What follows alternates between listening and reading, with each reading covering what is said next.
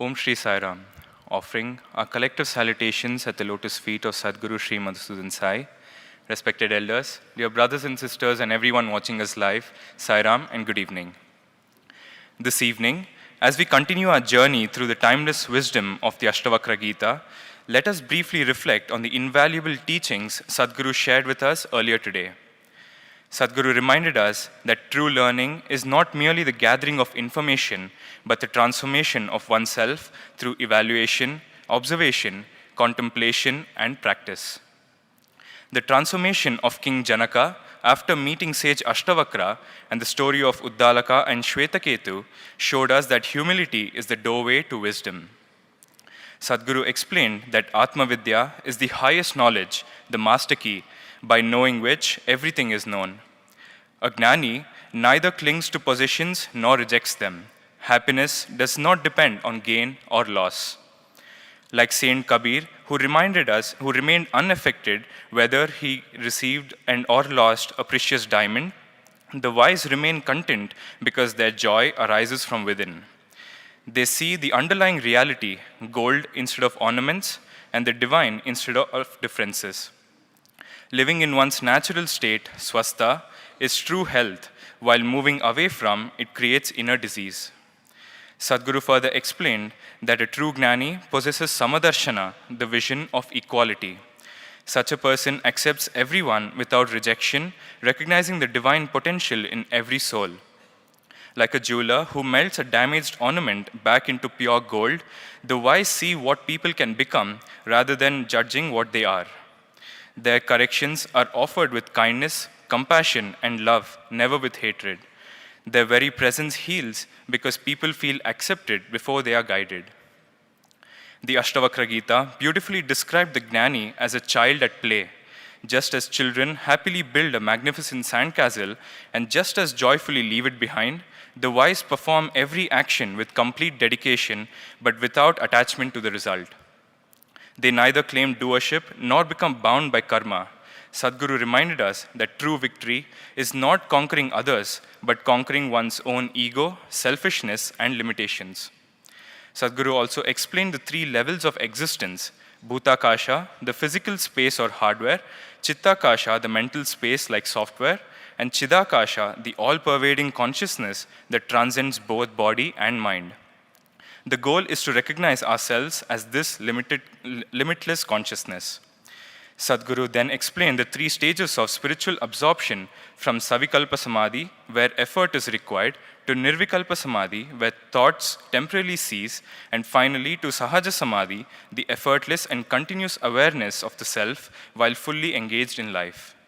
Sadhguru reminded us that the universe is only a play of names and forms, while reality alone remains unchanged. While recognizing a rope instead of mistaking it for a snake, the gnani sees through the illusion of the world without becoming emotionally entangled in it. Ultimately, Sadhguru reminded us that our true identity is not the body or the mind, but the Atman. The highest expression of self-knowledge is spontaneous compassion, unconditional love, and universal acceptance. As Bhagwan Sri Sathya Sai Baba taught, one should become one with the divine rather than merely imitate the divine. The morning session concluded with a beautiful song that once again reminded us Sarvam Brahmamayam, meaning everything is Brahman.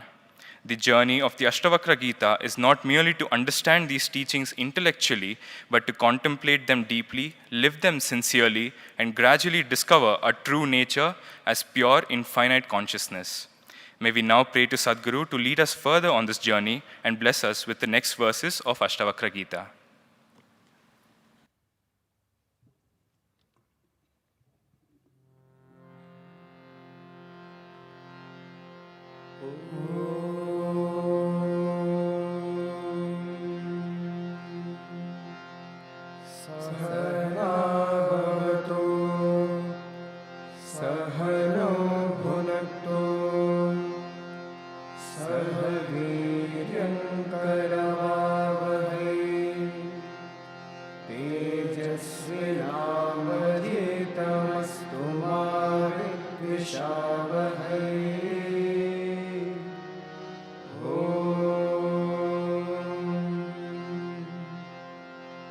Shanti.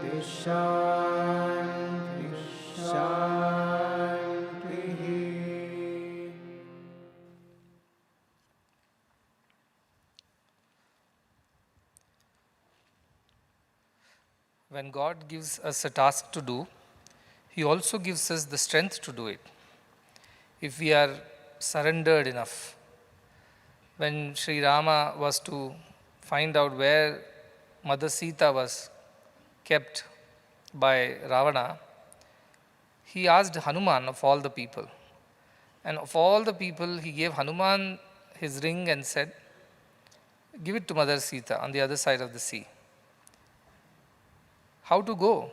The whole army needed a bridge, but Hanuman did not need one. Sri Rama said, you just leap over and then you will reach the other side. That's almost an impossible task by every limited imagination of any being.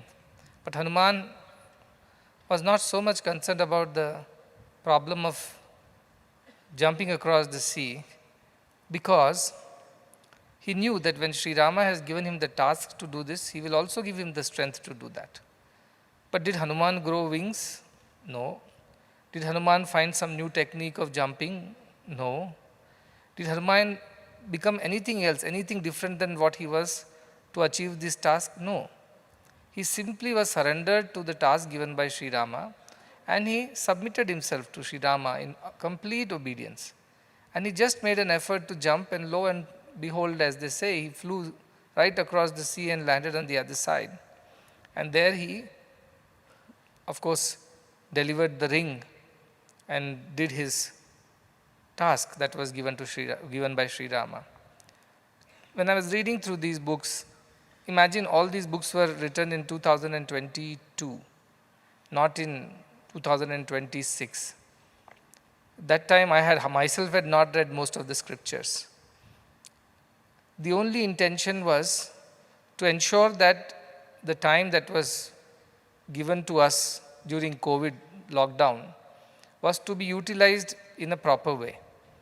And more than anything else, the thought that really was on top of my mind was, how can people, while they are all stuck inside their homes, still have positivity in life when so much of uncertainty is lingering?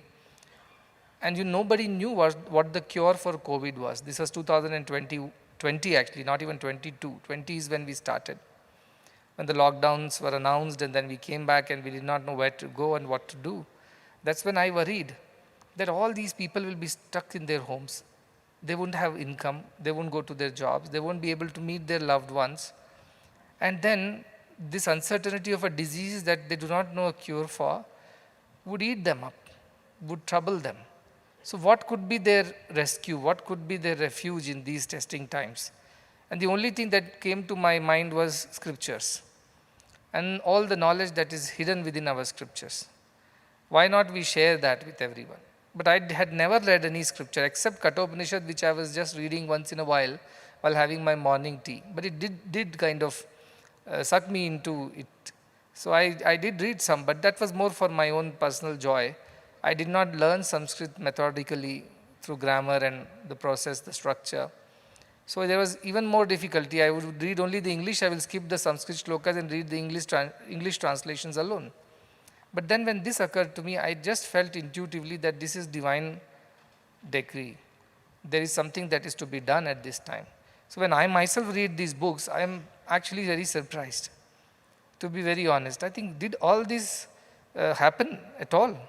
It feels like I'm reading somebody else's book. Of course, it was all lectures given as audios and videos, and then all those were translated and made into books. But just the depth of it, just the magnitude of it, and continuous basis for almost a year and a half. Continuous basis. We started with simple Master the Mind series, then we moved into Upanishads, we moved into Narad Bhakti Sutras, we also came back later to Ashtavakra Gita and Bhagavad Gita. Now all this happened during that short period of time, most of it. And before that in my life I had not read any of these scriptures, not diligently in Sanskrit, maybe translations and summaries of these in different books. But now I look back and see who did this. Who was responsible for this? And if you tell you were responsible, we have the evidence, we have the videos, I would still say no, it wasn't me. Because I know that with a limited human comprehension in the mind and not educated in the scriptures methodically like it happens in most of the mathas. This wasn't possible. This wasn't possible. Efforts were put. So now you would say, oh, so it just you downloaded from the universe and it happened. No, I did put efforts. Every day I would read up for a couple of hours. I will read through various scriptures. I'll have 2-3 versions of the scriptures interpreted by different Swamijis. And I would read through all of them. And then I would also listen to some of the YouTube talks of some of the Swamijis just to gain an understanding. And then whatever I felt would be my understanding, that is what I was trying to share. It was a summary of all, but it also was unique because it was from the perspective of our own present circumstances about this mission. Because most of these books written by various Swamijis were not running any service mission. They were pure Vedantic institutions which were only teaching Vedanta as a part of their job. But it had to be interpreted practically for the use of everyone in our ashram and beyond. So this had to be a new way of looking at things. Though there was a lot of effort, every day almost 8 to 9 hours I worked. That is, when I wake up, I will read for 2-3 hours, then I'll come and speak for 2-3 hours. Then in post-lunch, I will read for 2-3 hours. Then again, I'll come in the evening and speak for 2-3 hours. So it was like 8 to 10 hours of daily work and continuously. It's not that you took breaks in between. So it happened all the time. But truly, that gave me the strength to deal with the COVID crisis. Because we had lots on our plate, so many people, they're all looking at my face, what's next? And I have no clue. And I'm just as much aware of what's going to happen with COVID as you were. And then we had COVID spread in the ashram too, and then we had to, put all the people in whatever you call that quarantine. And then people were not being able to access these knowledge. Then phones and digital devices were made available, and that was not 2026, that was 2021. So you can imagine all the devices had to be procured, distributed, internet facility had to be increased. And our team, IT and the publications team did a phenomenal job because they had very little time to achieve all this. But they did everything and more in their might to ensure that the knowledge was continuously flowing like anesthesia. So people were admitted in ICUs, people were in the hospital wards, people were in isolation and quarantine, but at the same time they were having access to all this knowledge and they were listening, and many people gave feedback that this is the only thing that keeps us calm in these hospital circumstances. Imagine the ICUs with those beeping sounds of the machines and all the trauma that just an hour ago somebody died next to you and then probably one more is dying on the other side. And you are in between sandwich, you don't know what's your fate. And all that you can do is listen to Ashtavakra Gita, listen to Bhagavad Gita, listen to Upanishads and keep positive. That was so important to keep everybody positive. So I think this actually very much was ordained divinely. If somebody tells that, no, you did it, yes, there is evidence that physically, seemingly, I did it because I am on the video, my voice is what is recorded. But if you ask me who did it, the body did not do it, the mind did not do it. There is something supreme in you, in me, that did it. It was chosen to be done this way. So many times I myself would come back and be surprised with what happened. But all I'm saying is that when I'm reading these books myself, I am myself surprised, See, that is the clear indication that you are not the doer. And if you tell me you have to take the credit for it, I would feel like a thief. Or what I should take the credit for it? I did not do it. This knowledge was always there. It was meant to reach you. I was only a conduit. I was only an instrument. So this is the idea the Gyanis live. They have all the knowledge, they have all the understanding, but they can never accept the doership or enjoyership of things. That is truly Ashtavakra in action. There is nothing beyond that. You do your things as it comes to you. You put your best efforts. It's not that you sit and assume things will happen. No, you put your best efforts and leave the rest to God. And then from there the divine takes over and does more than what you ever expect. The disproportionate results. And look at when you do it for the Loka Sangraha, for the benefit of all, not for your personal, promotion that I am a Swamiji who is very good at giving discourses and I conduct satsangs and I conduct all these kinds of activities. Not for that sake. It was never meant for that sake. It was only meant to keep everybody spiritually aligned and positive and hopeful. And that actually this whole thing achieved. Today we are just rereading it because a lot of new people have joined. And should there be another COVID, I don't have to repeat myself. You would have all this knowledge for yourself. So COVID doesn't happen only once in a century. It can happen any time. COVID, what I mean is calamities, distress, setbacks, challenges, failures, traumas. They happen to everybody every day. in some way or the other. So how to deal with all of that? Ashtavakra is the key. Ashtavakra is the master key. Actually, not even the key. It is the master key which takes care of everything. So last shloka in page number 65, 70th shloka, we had read Brahmabhutamidam sarvam kinchin nasti iti nishchayi alakshasya spuranaha shuddhaha swabhavenaiva shamyati. The person who has that knowledge, spurana, means it automatically emanates from him. There is no effort made by that person. He has reached that state where the knowledge emanates spontaneously. What kind of knowledge? Alakshya, which cannot be grasped by any means. It comes to those who are meant to receive it. Yamaiva esha virunate tena labhyo tasyaisha atma vimrute tanuswam, he mentioned yesterday or day before. The one whom he chooses, it reveals itself to that person.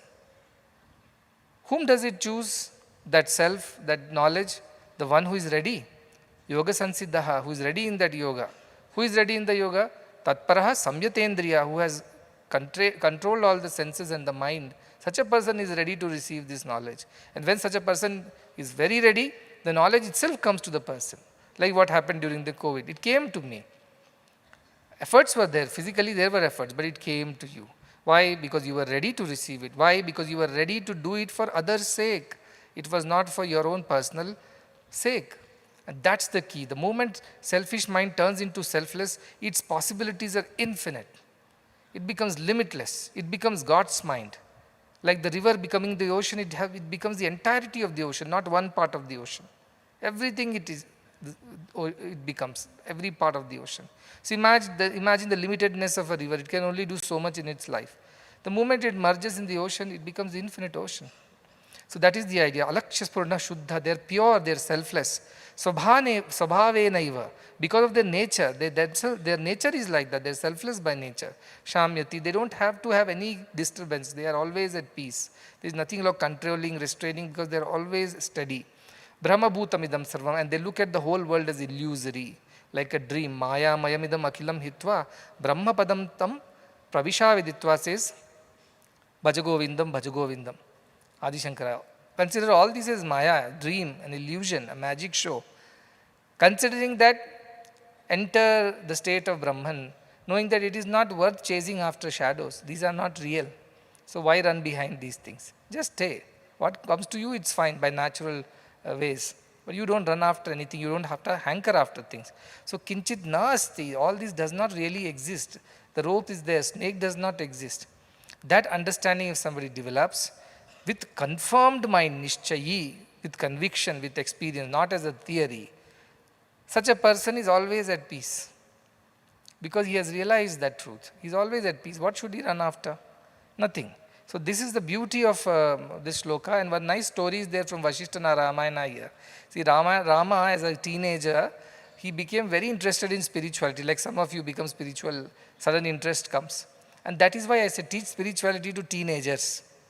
That is the most important phase of your life when you should learn spirituality. Once you grow out of that age, you harden. Then molding you is very difficult. And younger than that, you are too young to teach you anything serious. So the best time to teach is when you're just entering your 12, 13 years, and then you continue till you're 19, 20. And during that time, if you're intensely spiritual, your foundations are set. Nothing can shake you in your life. That is why even here, today they told me that small children also come for satsang. What should we do with them? Should they leave after satsang? I told, let them not come for satsang, I said, because what will they understand of what I teach? Let them be at their place. Let these teenagers, I think we have taken this for 9th onwards. So 9 is approximately 15 years old like. So from there they start learning, and then they will understand it better is our thing. So there is a story in Vasishtha Ramayana about how a prince is not willing to sleep, and then there is this nanny who is trying to put him to sleep. So she tells a story. And the story is written here, small version, I'll just read. It says that a story from the Vasishtha Ramayana speaks of 3 princes. 2 were never born, and 1 was not born from a womb. After their relatives passed away, they left the kingdom and sat beneath 3 trees, 2 that had not grown and 1 that had not flowered or had no seeds. They ate fruits not found on the trees, then bathed in 3 rivers, 2 that were dry and 1 was without water. They reached a kingdom atop a hill where there were 3 palaces, 2 unbuilt and 1 was yet to be built. They found 3 vessels, 2 unbroken and 1 not made. They cooked rice that had never been grown and fed 3 brahmanas, 2 without mouths and 1 without a stomach. That was the story the nanny tells the young prince who is not willing to sleep. The illusory nature of the world. It all appears real, but none of this is real. That's what is the story all about. I believe Rama became so spiritually charged that he lost interest in the ways of the world. He said, I don't want to be the king. I don't want to deal with this world. Who wants to be that? I want to abide in the self after that. Looking at that, Dasharatha got very worried. That what are you teaching? He told Vasishtha, what are you teaching Sri Rama? He's a young boy, he's meant to rule this kingdom, I'm training him to be the next king. And here you teach him all these kind of Vedanta, Ashtavakra and nonsense. Please stop. Because then he's not going to do all these things. Then Vasishtha says to Rama, no, you cannot afford to not engage in the world. Spiritual knowledge is to be used in the world, not to be for yourself. Then Rama is not willing to listen. He becomes very aloof and withdrawn. Then Vasishtha becomes a small bee, enters his nose and shakes him out of his reverie. Like Ramakrishna needs gulab jamun, right? Like that Vasishtha got as a bee inside Rama's nose and wakes him up. He was a teenager that time. Best age, fertile age for spirituality. But then parents will come running. What is this Swamiji teaching all of you? Kastvam koyam kutamayata kame janani kome tataha. Who are you? Who am I? Who are all these people? Who is father? Who is mother? They'll all get scared. And you people also should know. You don't go and give gyan to your parents unless you have assimilated it. Okay, this theoretical gyan doesn't work. Mother comes and says, who are you? Mother to this body, not to the soul. You don't have to do all this nonsense. First of all, you don't understand anything, right? But I know there are some students in our institution. They go home and give jnana and lectures to their parents. What is this Maya, Mayamidim? What is this running behind? But next day they want new shoes and new t-shirt. This I have seen. This suddenly reading up some scriptures and believing that you become a jnani. Andhe naiva niyamana. You become a jnani on your own, self-declared jnani. That doesn't work. So you don't have to lecture anybody. In fact, the more jnana you have, the less you will talk. The less you would want to show off that you know all these things. They keep the jnana to themselves. It is said in our scripture, Vedante paramam guhyam purakale prachoditam na prashantaya datavyam na putraya na shishyaya vapunaha. Which means this is a very secretive knowledge. Vedanta is a secret. Today it's there in all books and videos and everything else. That's a different matter.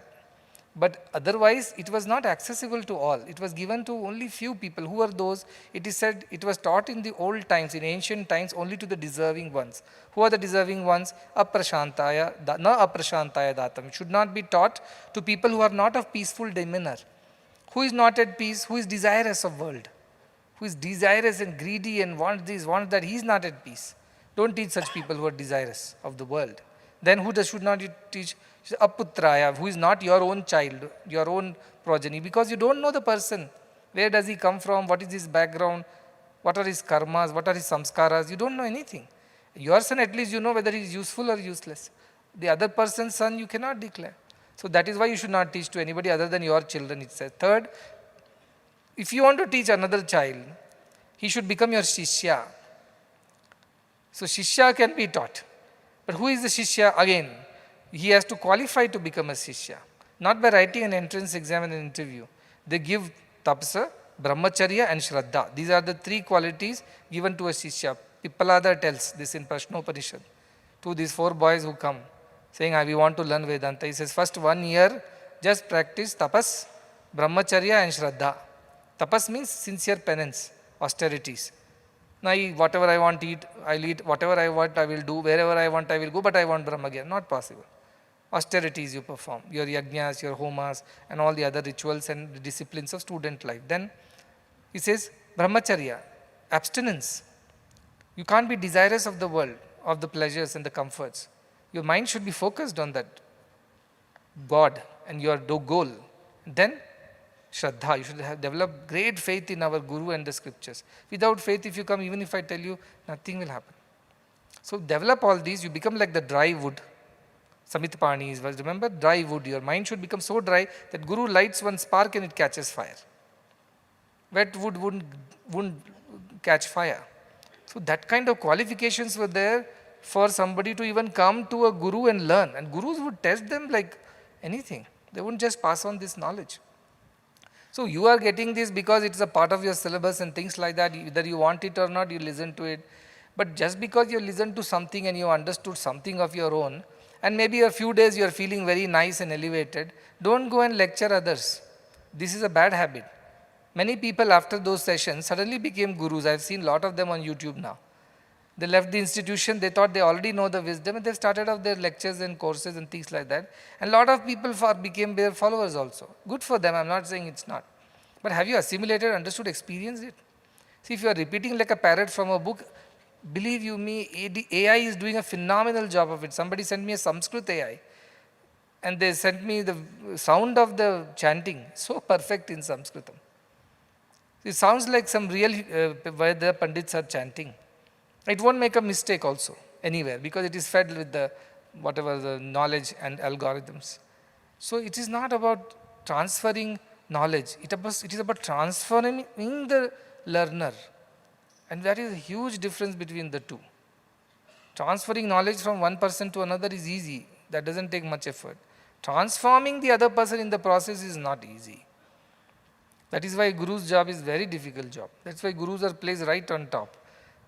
Why? Because their job is to transform people, not just give knowledge, not just inform people, transform people. And transform means they should change, form should change into something else, irreversibly. That's not easy. You see how am I struggling? I taught all this during COVID and I thought, everybody has learnt it, now all are Brahmagyanis. And half of them started thinking also they are Brahmagyanis. 5 years down the line, all those knowledge is gone.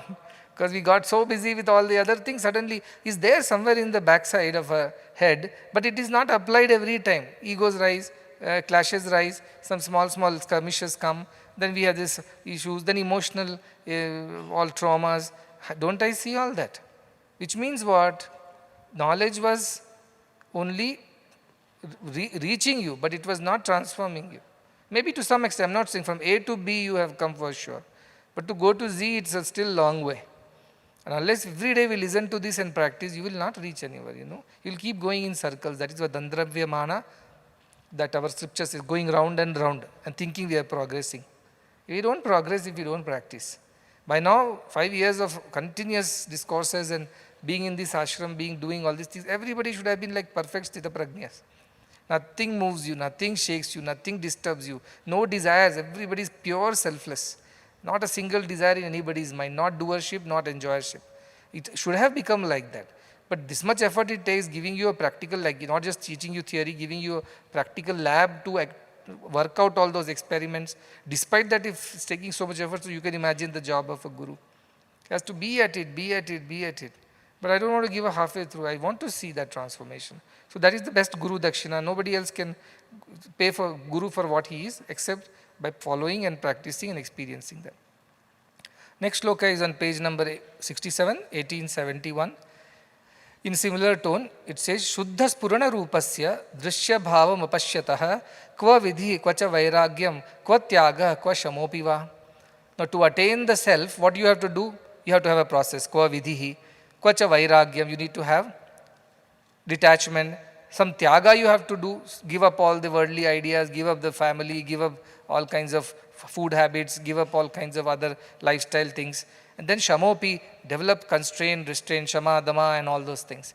After you do only, you are able to reach that state. That is true. But once you are in this state, Shuddha Spura Rupasya, where pure effulgence of knowledge comes out of you. You are like self-effulgent in that knowledge. Once you reach that state, Drishya Bhavam Pashyataha, whatever you see, you don't see it. Like the worldly attractions and desires and you don't see it anymore. It doesn't draw your attention, it doesn't attract you. So it's like the objects are there in front of you, everything is there, but you do not see it as if. It's just passing in front of your eyes and nothing happens to you. That is the idea. Who is that? Such a person in whom the knowledge is shining forth. He is pure, Shuddha, Purana. It comes out on its own, self-effulgent. So what happens? All the world does not exist for such a person. You bring anything, put gold in front of him, put mud in front of him, is the same for him. Put a beautiful woman in front of him and try to attract, doesn't matter to him. Put a handsome man in front of her, doesn't matter. Put any position, power, authority, tempt them with any of these things, doesn't matter. See, Buddha was only Siddhartha, he was going through his spiritual austerities to attain the truth. He was distracted by so many things. First all these damsels and the good things of life, which he had to refuse. Then the demons and the animals and the threats of the evil forces, that also he had to overcome. So it's not easy. One has to go through the process. Don't misinterpret the shloka as what is the need for it. The shloka second line says, what is the need for a process? What is the need for detachment? What is the need for sacrifices? What is the need for constraints and restraints and control? It's for those who have already become self-effulgent, not for everybody. So please don't go and read up saying that Ashtavakra says there is no need for any practice, spiritual practice. There is no need for making any sacrifices. There is no need for any control and restraint, because we are supposed to be Atman. Yes, but do you know that you are Atman? Do you realize it? No. You need still a process of unbecoming. You need a lecture on Ashtavakra. You need some controls and some sacrifices which is going to take you over towards that. So that is the idea of these people. For them, no rules apply. They are beyond rules. Sometimes people tell us also, tell me also, so you are not doing any daily anushtana and all that stuff. I said, I don't know of any anushtana because I am not trained that way. All the other matadipatis, they have anushtanas. Morning, 4 o'clock, some of these matas is very, very difficult. They bathe 4 times a day. First thing in the morning is 3:30, their first puja. Second puja is at some 9 o'clock. Third puja is some afternoon 2:33. Evening puja is some 7 o'clock. Again there is last puja at 10 o'clock. I said, if I have to do this many puja, who's going to run the place? I am tasked with different set of responsibilities. I am not the Anushtana Swamiji.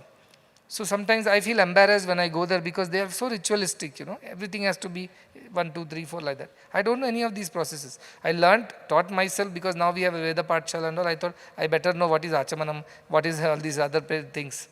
Because I had no clue. We were not trained this way. But we were trained in doing service, which again intrigues those Swamijis who do not do service. They say, what one is they feel, what is the need? Why are you touching money? Money is prohibited in sannyasa. Why are you meeting women? Women is prohibited in sannyasa. All kinds of questions. Where are the Brahmins in your ashram? Why are you dealing with others who are non-Brahmin? All kinds of things. Some people are like that. But I tell them that is not my part. You can say it's an unconventional way of doing things.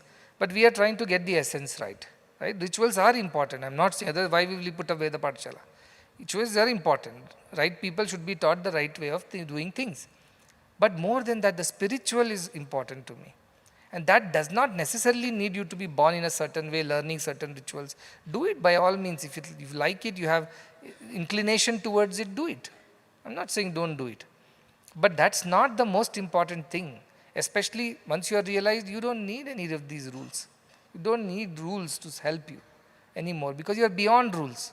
So sometimes these jnanis behave very erratically, very eccentric. So people will think, oh, what is this nonsense? He doesn't follow himself and he's telling us all to follow. This is the kind of fools think like that. That's why I got this very nice word called fools from Mother Vanadurga. She tells, don't worry, they are fools. Don't advise them, don't argue with them. It has relieved me of all my tensions. Otherwise people, why you have to live like this? Everybody lives in one room apartment. You have a bungalow for yourself. We are all going in public transport. You have a car to yourself. We are all flying economy. You are flying business. What kind of guru, what kind of example you are? They keep torturing me like this with messages every now and then. Some new people join, every now and then. So they look at all these things and they interpret themselves. Why are you wearing silks? You should wear cotton. All kinds of questions. So my whole thing to them is that my mother Vanadurga came and told, don't worry, don't listen to all that. I'm very happy. Now I don't listen to any of those things. Because they don't understand. People, jnanis are slightly eccentric because they are in different league. See, great scientists, great artists, they're all slightly eccentric. That eccentricity comes from their abandon, that wild, carefree abandon of the world. They are themselves. They are not dependent on the world. They don't have to pretend. They don't have to be nice to people to survive. They are just themselves. Mast Maula is the Hindi word for that. Free and happy within themselves. They don't care a damn, as they say. But then I can't be like that because I also have a public image and all that, so I manage. But that abandon, they live in that abandon. It's very beautiful for them. There was a Swamiji who used to be living in a place called Udugi near Gulbarga, our campus. I believe that some point in time an Avduta came to that village, very, very known Avduta. So this man became, he used to roam naked, never wore a thing in his life. And the village people had given up on him, saying he's like that, he's a madcap, leave him alone to his devices. But one day he started searching for some cloth to tie around his waist. So everybody was surprised, no, this man doesn't listen to anybody, walks in out without care. And today he is trying to tie a cowpin cloth around his waist. So he collected some rags, tied it around his waist, and was waiting. So everybody was surprised how he had bath today, he tied a cowpin cloth, he seems to be behaving finally, some sense they thought. But no, what happened was that big Avduta Swamiji was coming and was planning to stay there a night, halt, before he leaves, or 2 nights. This man became very interested in serving him. So he would go diligently, morning he'll wake up earlier than him, have bath, bring his food, clean his place, and serve him for those days. And everybody was surprised. And after the Swamiji left, the Avduta Swamiji left, he removed the cloth and threw it again. And became his old self. So everybody was surprised. What is this madcap? Again, we thought he has improved in life, he's gone back to the same old terrible rustic ways. Then somebody approached him and asked him, why did you tie the cloth in front of him while you are roaming naked in front of us? He said, do we feel ashamed in front of animals? First time a human being had come, so I had to behave. You are all animals. Kana, pina, sona, marna. What more should I respect that? Why should I be ashamed? Animals roam naked. I am not bothered about you people. First time there is a real human being with some sense came into the village, I had to behave myself. So that is the way these Gyanis are. Rules don't apply to them. They are beyond the rules. At the same time, we have only a Gyani, Bharantasya eva dashasta, tadrisha eva janate. Only another Gyani knows the ways of a Gyani. Nobody else.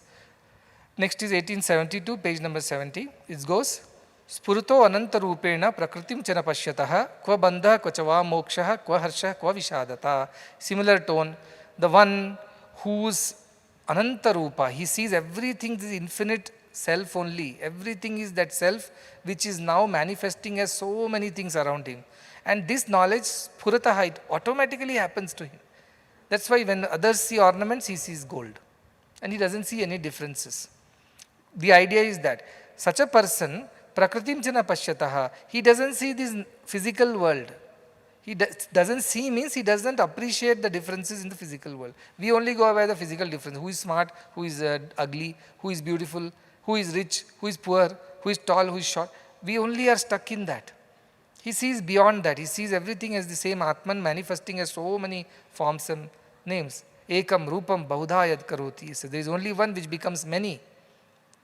That is how he looks at the whole thing. So he is not bothered. He doesn't see the differences. For such a person, kva bandha, where is the bondage? Kvacha va moksha, where is the freedom? When he is not bound, what are you freeing him from? Bondage comes when you are attached to something. For him, everything is the same. So how can he get attached to one and not be attached to another? He is same to all.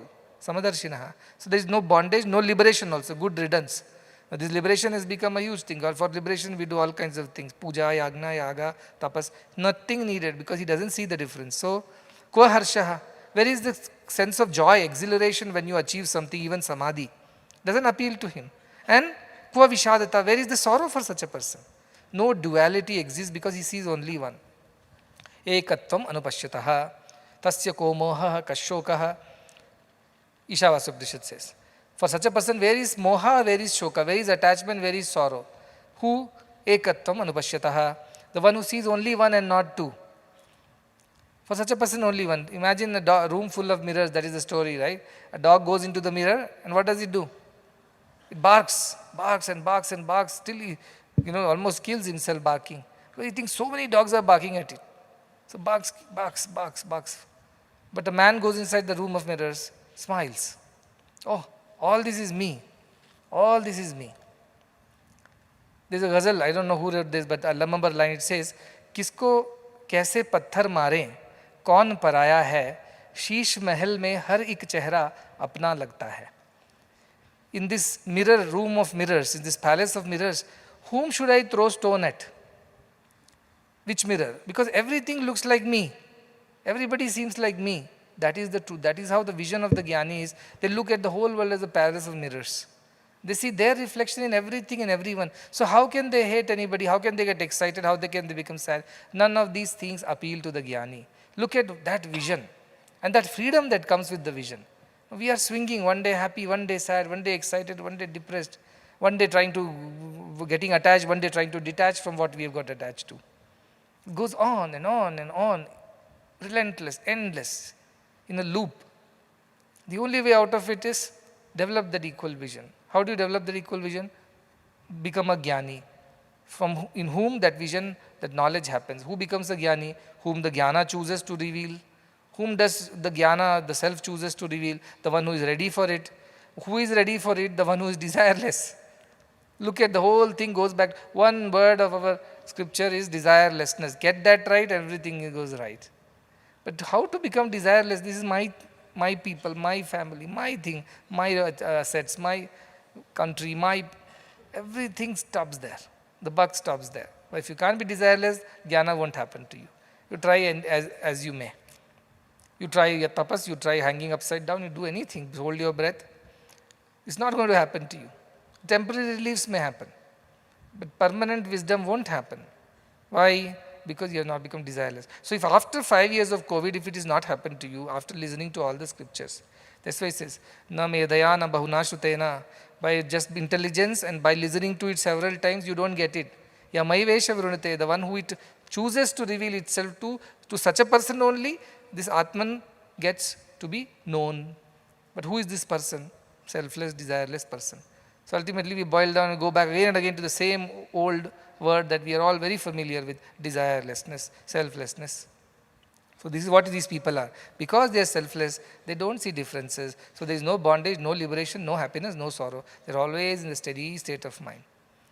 Right? But if they are engaging in the world, obviously some fluctuations happen, but very quickly it settles. Those are like waves on the surface. Deep inside, they are very peaceful, they are calm, they are very composed. So that is the idea of these Jnanis. So think of it. Next sloka is 73, page number 72. It says, Buddhi paryanta samsare maya matram vivartate nirmamo nirahankaro nishkamah shobhate buddhaha. Quality of the same Jnani. It says, Buddhi paryanta samsare.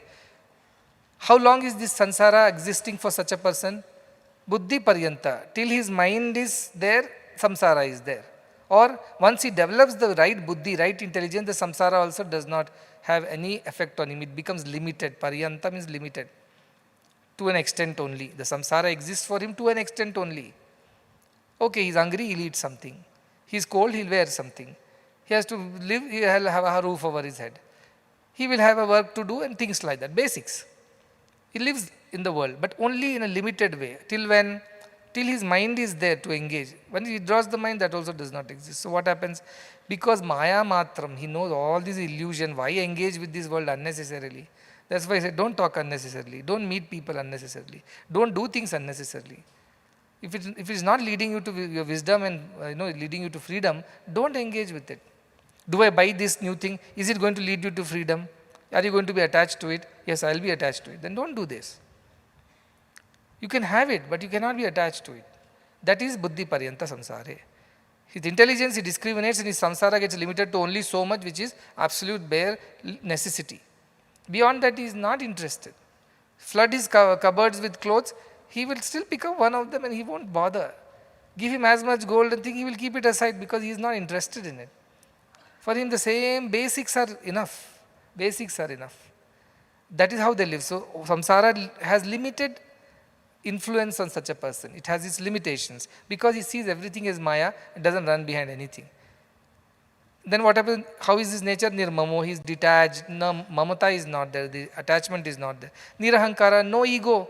Because he doesn't think he is the doer, he is the enjoyer, he is the amaser, he is the accumulator, he is the achiever. None of this occurs to him. When does ego come to us? When we have a little achievement and little accumulation. One extra nice pen. Then you want to put it on the pocket, broaden your chest and strut around. So everybody sees. Bhagavan used to tell a story of an old woman in Puttaparthi. She bought gold, kangan, what you call bangles. And then she wanted everybody to see that her bangles are new. But nobody was looking at her. She was very depressed. I bought new bangles and nobody sees. The same depression, Instagram likes and all that.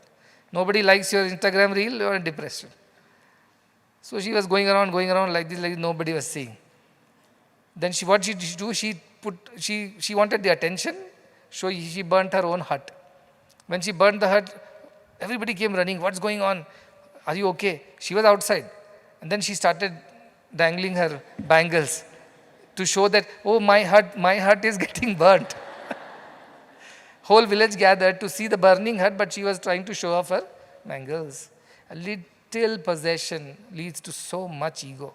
Like the Kamandalu of the Swamiji, the story. And imagine when you have these possessions which you have earned it by all efforts and your knowledge and your skills and talent, how much more ego is that? If somebody gives you, at least ego is less. That's why Bhiksha Vritti, that's why sannyasis would beg and eat. Because if they earned it and eaten it, there will be ego. If they had paid for it, there will be ego. But if you got it, just accept it. That is why they were not allowed to cook for themselves or hold anything with them. No pockets, nothing. Because they're not supposed to like that. That was the idea of sannyasa. So these people are not sannyasis who have given up everything, don't have pockets. No, they are mentally totally detached. They might be the richest billionaire, trillionaires on earth. Janaka was super rich. But no interest in any of these richness. It is there. It is there, but they are not interested. Many people I meet, sometimes they are so good, they are wealthy people, but their lifestyle is so simple. But sometimes that is also deceptive, because sometimes they want to show off that they are very simple people. But inside they have lots. Touch their wealth and they will jump on you. So like that there are people of all kinds, but these people are truly, sincerely unattached, no ego, nishkamaha, no desire, back to the same one word. No desire. And shobhate buddha. Buddha means jnani. And shobhate means they are effulgent, they are fulfilled. Shobha means beauty, their grandeur. So their grandeur comes not from all these external attachments, but simply by being who they are. They are effulgent, they are glowing, they are happy, they are joyful, not because of the possessions, because they are who they are. Developing that kind of detachment and egolessness is a big task, and desirelessness. But I keep telling, see, in this place, it is very easy, very, very easy comparatively. Why? Because your needs are very less. You don't need too much. Whatever you need has been provided for. I need to have my own house, not needed. Quarters are there. I need to have my own car, not needed. Vehicles are there. I need to have my own food, not necessary. Canteens are there. I need to have my own clothing, not necessary. Uniforms are there. I need to have my own job as I please, not necessary. There are service opportunities. I need to do service in this way, not necessary. Whatever is available, you do. I will start my own project under my own name, not necessary. There is enough projects here, join any one of them. But still people are not happy. They want to have that identity and acknowledgement. I did this, I started it. So that is where we get stuck. See, if in this place, if we cannot achieve what this Ashtavakra is asking, then where will we achieve? In other places, you have to pay your own rents, get your own house, find your own car transport, find your own clothes, buy it with your own money, pay for your own food. Imagine how much more ego it will be. So much more, because I have worked outside, right, for some time. I have also earned money. I also have had possessions, and I checked how much ego it brings. You upgrade your car from a small one to a sedan, ego goes up multiple times. You buy a bigger flat from 1 BHK, you move into 2 BHK, your ego goes up disproportionately. You are starting to wear branded clothes and watches and shoes and belts, your ego goes up. Everything now you want to live in a certain way. One thing you purchase with so-called your own earned money, your ego will go up.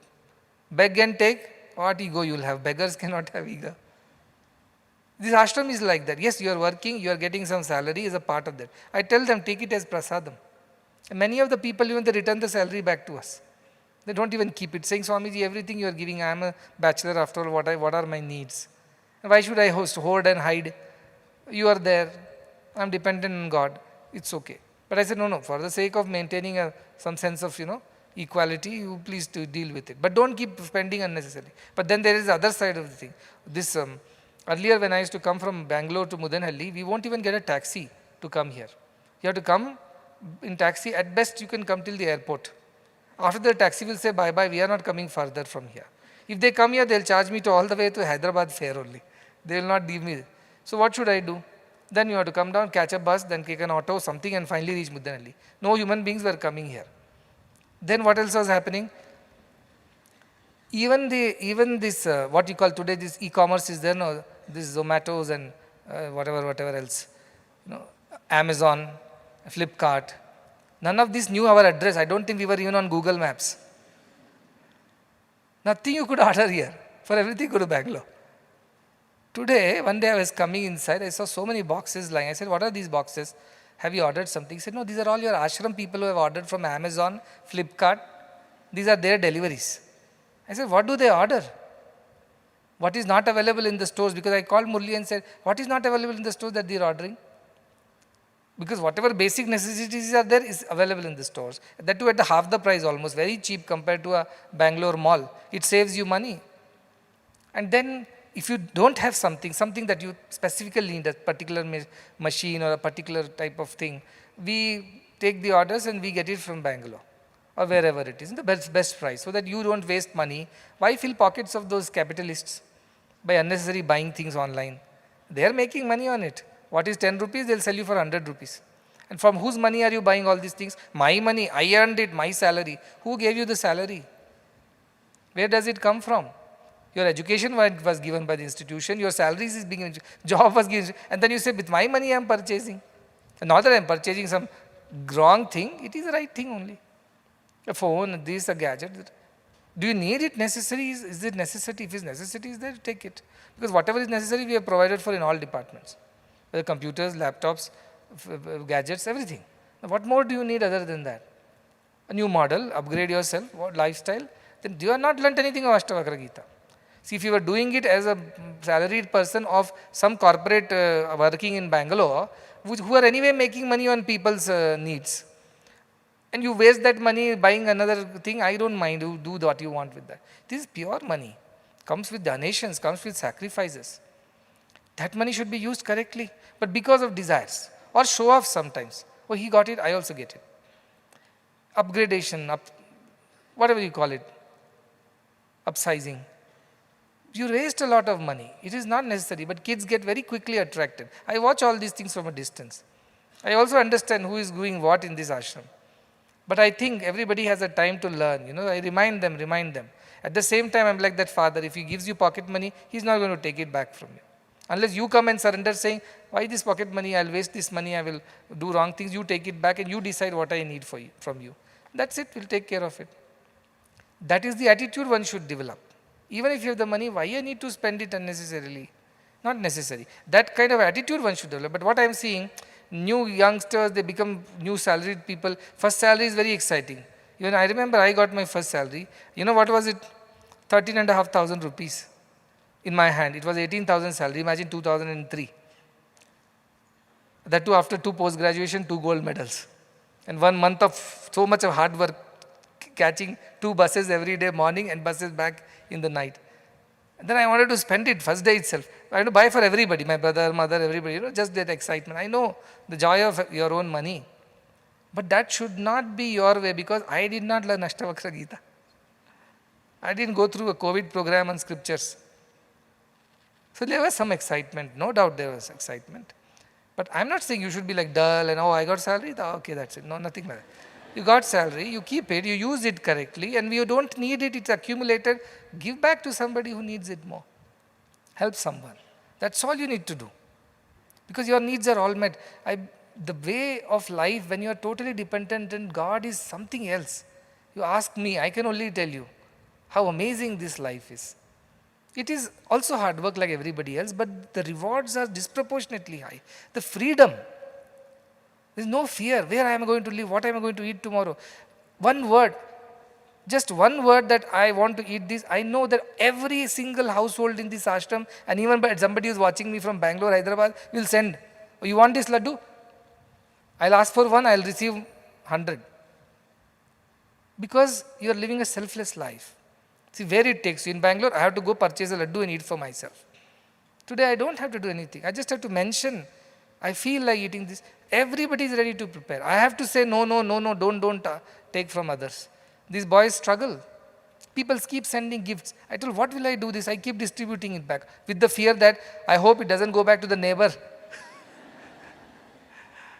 So I tell these boys, please match these gifts to the. I tell you, this is half the work for them, managing these things. Without that, they can do more work. What I am saying is that abundance follows those who are selfless and desireless. You have to experience that to believe in it. If you don't even try, then what do you know about it? Try it and see. And I know it doesn't fail. It does much more than what you. Maybe there will be testing times in the beginning. Your convictions have to be tested. Your belief has to be tested. But once you pass that test, abundance follows. Abundance follows. And I have no shame in telling that everything that I have is given by somebody. None of it is my earning. I might be raising funds for the whole mission. That's a part of my duty. It is not something special I am doing. I've been tasked with that. So I'm going around raising funds, running the institutions for free, giving people what they require. But I don't feel I am giving and you better listen to me. No, that's a part of my job. Somebody else takes this position tomorrow, he or she also will have to do the same thing without any ego. But what is that you are doing with all these things? You have to question yourself. I don't have to question you that. Ask yourself, is it the right usage of our time, energy, resources? Where that wrong usage happens, a desire arises. A desire arises and then makes us do all kinds of things. So please be watchful, because if you want to live a life like this, where nothing affects you, you remain peaceful all the time, and you are effulgent, radiant with that joy of self, then you have to get rid of your desires and possessions and attachments to the possession. I'm not saying possession means just go and give off. No, attachment to that. You know in your heart. If somebody takes it away from you, you should not cry. You lose it, you should not cry. That's a test, how attached you were. Many people say, no, I'm not attached. It's all lying in the cupboard, I don't use it. But if it is gone out of the cupboard, then you know whether you are attached to it or not. That is the idea. So it's a very subtle thing. Please pay attention. 74th page, 74th shloka. Akshayam gata santapam atmanam pashyato munehe kva vidya kva chava vishvam kva devo hoham mameti va. Another very beautiful shloka and a subtle thought is embedded here. It says Akshayam gata santapam. Akshayam means imperishable. The one who has reached that state of imperishability, immortality. Because bodies perish. But he doesn't identify with the body. He identifies with the self, which is imperishable. So he is imperishable. Then gata santapam. So all the sorrows are gone away. What is our biggest fear and sorrow? That we will die. After having accumulated, amassed, wanting to enjoy everything, suddenly we die. All this is gone. But this man is not bothered. Why? Because he is the self. He is not the body. So he is very clear. So he is akshayam. Then gata santapam. So all these santapa, all these troubles and worries and fears are gone. Atmanam pashyato munehe. He sees everything as the self. Who? The muni. Muni means the one who is silent. Why is silent? Because he has no disturbances. When do we speak? When a thought occurs, it translates into a word. He has no thoughts. That's why he is silent. Such a silent, thoughtless, desireless person, he is immortal already. And he has no fears, no anxiety, all santapas are gone. For such a person, kva vidya, where is the need for knowledge? Why should he read scriptures? Then, kvacha vishvam, why this need for the world? He doesn't need the world. World needs him. He doesn't need the world. Kva vishvam, kva deho aham mametiva. Where is the need for this deha? Body also he doesn't need. Body may need him because that needs to do so many things for the world. He is not attached to his body. And then, how he thinks, body, I am the body, or body is mine, mameti. Both do not exist for such a person. See, it has gone one notch above. Generally, you know the example. I am not the book is mine. I am not the body is mine. To that extent, we have learnt earlier. Even that we don't understand, but at least we know. He says, even mind does not exist to this person. I am not the body, correct, you understood. But body is mine? No, that also. Because body is also illusion. What is there to get attached to? So for such a person, this idea does not exist. And this word, one that I want to really work on is, I and mine is gone. That is dehoham or mameti, deha mama, mama deha. That also is gone. Then, kva vidya. What is the vidya? He says, no need for any spiritual knowledge. Because we all think by reading some scriptures, attaining spiritual knowledge, we will become wiser. But such a person who has become desireless, for such a person there is no need for all these things. That's why Kabir Das ji puts, no, poti padi padi jagmuha pandit bhaya na koe. Dhai akar prema ka padhe so pandit hoye. The one has read books and books and books and not attained any wisdom. Only information loaded, overloaded. Duh. But the one who has attained love, desireless love, doesn't need anything. He is Pandit, he is the Jnani, he is the wise person. So that is the idea. Our scriptures have two kinds of Vidya, Vidya and Avidya, right? We say Avidya means all worldly things.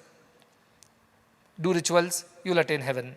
Do that homa, you will attain these results. So people keep doing rituals, homa, everything for the sake of that. They are very knowledgeable people. They remember all the mantras, shlokas, the ritual, the process. They have never forgotten any of this. But does it lead them to self? No. Maybe it leads them to heaven and higher lokas or whatever else the palashrutis of those things are. That is called avidya in our scriptures, right? What is vidya? Vidya is read Advaita. Forget a bhakti, forget karma. Read Advaita and you will attain. He says that also is a foolishness. In fact, Ishavasya Upanishad has a shloka which says there are two paths, avidya and vidya. People of avidya go to dark places. It means they are ignorant people. But people who think, I know Atma Gyan, Advaita is better than bhakti, they are going to darker places, it said. It is worse place because they are going with this foolish arrogance and ignorance that this is the way to God. The way to God is not outside, that is the whole thing. Way to God is inside. And to go inside, you don't need rituals. But why do we do rituals still? To bring concentration of mind, to turn it inward slowly. Because it's always running outside and things like that. But those who do all kinds of rituals, this Bali, Tantrics, all this stuff, thinking through that they'll attain God. Maybe there is a path. But there is easier path, which is simply be desireless. You desire for moksha, you drop it, then and there you become God. Drop all desires is the whole idea. The moment you drop desire, then and there, atamartyo amruto bhavati atra brahma samushnate says, Katopanishad, concluding shlokas it says, yada sarve pramuchyante kamaya sridishitaha. Once all the desires of the hearts are gone, atha brahma, atamartyo, what did you say? Yada sarve pramuchyante kamaya sridishitaha atamartyo amruto bhavati. Atra Brahma Samushri. Such a person becomes immortal and Brahman then and there who has finished with all his desires. Not that fulfilled all the desires, no. There is no desires left in him. Fulfilling desires is never possible. You start one, another comes, another comes. So that is not how they become Brahman. They become Brahman because they don't entertain any desires. They are dependent on God, they are free. Whatever comes by will of God, fine. Doesn't come also, fine. कोई दिन हाथी तो कोई दिन घोड़ा कोई दिन पैदल चलना जी करना फकीरी तो क्या दिलगिरी सदा मगन में रहना जी Meera. Maybe let me be always happy when I have decided to be a monk or I have decided to be the person of God. One day I will ride an elephant, another day a horse, third day I have to walk barefoot. So be it. That is the idea of these people. 1875, page number 77, which says, Nirodhadini karmani jahati jadadhira yadi manorathan palapanscha kartumapnoti takshanat. This is dedicated to all the fools. This shloka specifically. Because what happened, the previous shloka says, where is the need of sacrifice? Where is the need of ritual? Where is the need of discipline? Where is the need of restraint? These people are free as they are. So fools will think, oh, so I also need to do all these things. He doesn't do any anushtana, I also don't need to do anushtana. He doesn't, like Shankaracharya was going once and he was so very thirsty. So he asked, he was passing by a village wine shop. So he asked for something to drink. They gave him the wine. He drank it without realizing and then kept on walking. Then Shishyas thought, oh, he can drink, we also can drink. So they drank the wine and all collapsed over there. Idea is that these people are at another level. You can't compare yourself with them. So Nirodhadini karmani, these actions like Nirodha means restraint, control.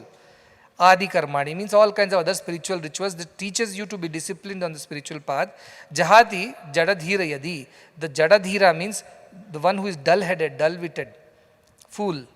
If he gives up these activities of practices because the Ashtavakra says not required. If he also thinks I also reached and I'll give it up, then what happens? Manorathan pralapanscha. Manorathan means all kinds of desires. Pralapan means silly, petty, ugly, stupid desires. He'll get into those. How soon? Immediately. Tatshanat. Immediately he'll fall into those bad ways because he has given up discipline. Why? Because he thought, my guru does not follow this discipline, why should I follow? You are not the guru. You are not reached there yet. Once you reach there, it doesn't matter. what car you drive, which house you live in, what clothes you wear, what food you eat. None of this matters. I was reading of someone, long back I had a lot of interest in these Kapalikas and all that. Kapalikas are these tantrics. So I used to think, what do they do all day? How they sit in shamashana all night. They eat from raw flesh from the dead bodies. What kind of life that is? Very ugly. But they live like that. So there is a story in which one Kapalika is there. He gets some raw flesh from the one dead body which is floating in the river Ganges. He is in Himalayas. So he's hungry, he comes down to look for dead bodies because he can only eat dead flesh. Then he doesn't kill. They don't kill and eat, by the way. They only eat what is already dead. So he couldn't find anything. So he sees a dead body floating because many times in the old times, people will leave the dead people in the rivers to float by. So that animals eat it or whoever needs it. So he somehow catches all the dead body and draws some flesh from it and puts it in a pot and is boiling it to eat. Just then some normal people, were passing by. They saw this Kapalika is ugly, he's eating the dead bodies of people and things like that. So one of them, out of curiosity, approaches him and says, how can you eat these things, terrible things? He said, you also eat if you want, taste and see, it is very tasty. So this man said, no, I can't eat this. He said, try, like that. He puts his hand inside the pot and takes out, and that's a gulab jamun. This man sees it's a gulab jamun, not a piece of flesh. They are at another level is what I am saying. He may still eat flesh and still give you a gulab jamun out of it. You can't copy their ways and think you have already become that. So the fools, they try to copy them. Kauwa chala hans ki chal, akir bula apni chal is one adage, which says, the crow tried to become the swan and forgot how to be a crow also now. Never became a swan, that's a different story. Forgot to be a crow too. So people are like that. Foolish people look at these people and say, they don't wear clothes, I also would not wear. They don't. But they do so many other things which you cannot do. They get all the respect. So yesterday also the ET fellow was saying, no, as a guru, why you gurus in India and all these people are worshipped in a certain way, right? Feet are washed, flowers are offered. Why is all these kinds of things are necessary? I told gurus don't need it. By somebody not doing it, they are not losing anything if they are real gurus, I mean. Now some people need it very badly. That's a different matter. Not me. So what happens then? Why do they need all these things? I think it's for the others to do. Others like to worship the guru. Gurus used to walk in hot sun and come without, now of course it's comfortable, but in those days, walk in hot sun barefoot. Once they come to the home, first thing you should do is to wash their feet, right? And I realized what it is because once I had gone to Sringeri and whole afternoon I was walking barefoot. And I'm not used to walking barefoot now because everywhere there are carpets or shoes or, in the car. So I was walking, it was hard concrete. So between this Guruji's, Jagat Guru's place to the temple, it's all hard floor. Without chappal, you're walking up and down. They are used to it, I'm not used to it. After some time, my feet started hurting. It was hot also, the floor was. So I was really looking for some peace, but nothing was there. And after that, we left and we reached this house of one of the pandits there, one of the priests. He had invited us to his house. So they come for these Dashara Yajnas and all. So I just visited on the way. The moment I entered the house, they just poured cold water on my feet. I tell you the relief I felt. I told all the blessings to you both, husband and wife. I was suffering with that burnt feet so long. The moment they poured cold water, I felt so relieved. Then I realized why Guru's feet were washed. It was meant for a reason. It was not to show off. It was meant as a part of our way to ease the Guru's suffering who has come walking in hot sun. Today it is different, but I felt the relief that day. The moment I felt relief, I felt like blessing them. They were just doing it ritualistically, but the relief that I felt really made my heart melt. I was suffering for the last couple of hours with dry foot and burnt soles, but they helped me. So that is the idea. So I was telling the Gurus don't need all these things. Now just because Gurus are getting their feet washed, you also demand, wash my feet also. It doesn't work. People should come on their own, feel respect for you and do things for you. You don't demand these things, right?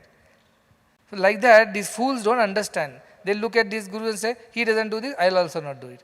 But they are at different level. When Bhagavan used to give this example, when the queen, now she is no more, but when the queen would come, passing through the roads of London, all signals are open, the whole road is emptied, her car passes first. Then somebody says, she doesn't follow traffic rule, why should I follow traffic rule? That rule does not apply to the queen. You are not the queen. She is also citizen, first citizen, I understand, but she is the queen. You are an ordinary person. You have not yet become the queen. So for rules apply on you. So these people, sometimes they look at these other Gyanis, they say, no rules apply to me, and they give up rules. What happens next moment? They fall into silly, petty desires and cause their ruin. And how soon they fall into it? The moment they give up the discipline, they fall into it. It's not after 10 days they will slowly degrade and slowly, slide into it. No, they'll immediately fall into those bad ways. Why? Because they've given up the discipline.